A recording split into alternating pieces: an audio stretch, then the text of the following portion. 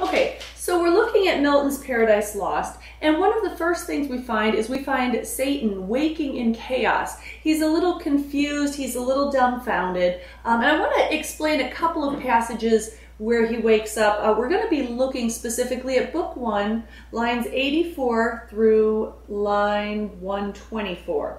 So a couple of the lines in this section. The first section I'd like to look at are lines 84 through 94.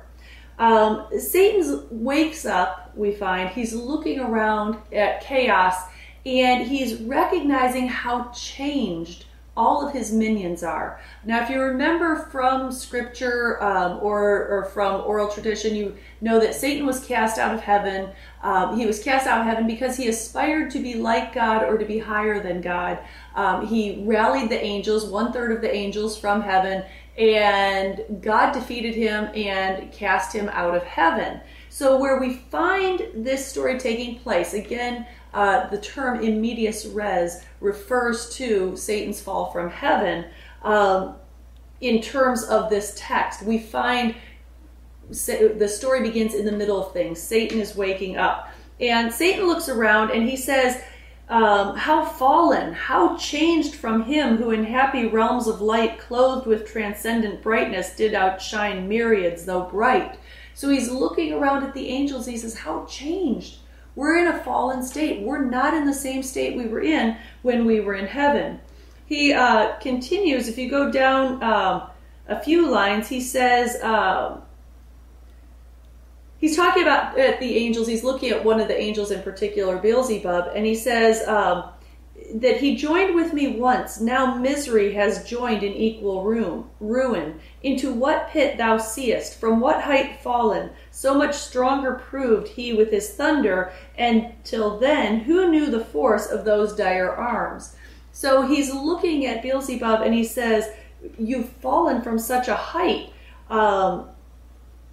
He says, this is ruin that we're in, and he says, so much stronger proved he with his thunder. Who is the he here?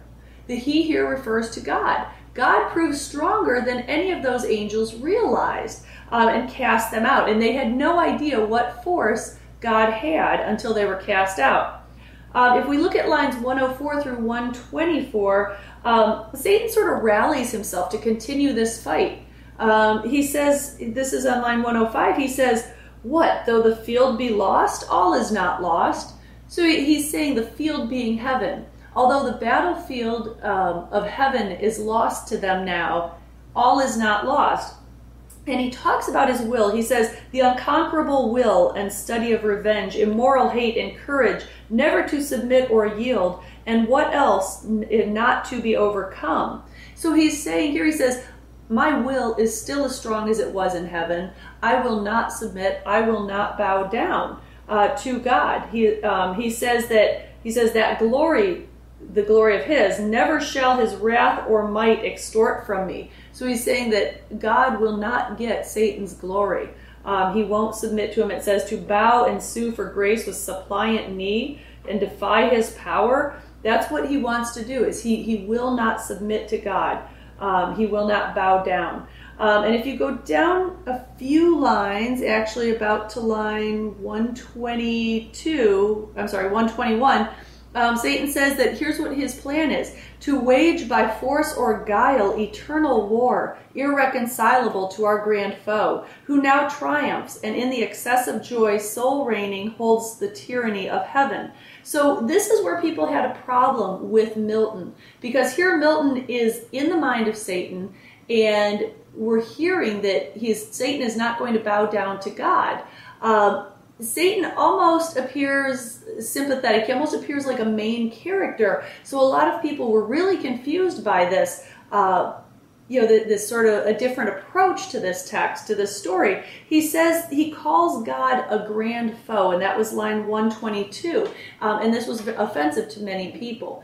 But in order for Milton to play out his story, he wanted to show it from all perspectives. He wanted to show, here was what was in Satan's mind, and here's why Satan so desired to tempt Adam and Eve. And if you remember from the beginning in Book 1, Milton's purpose was to assert eternal providence and justify the ways of God to man.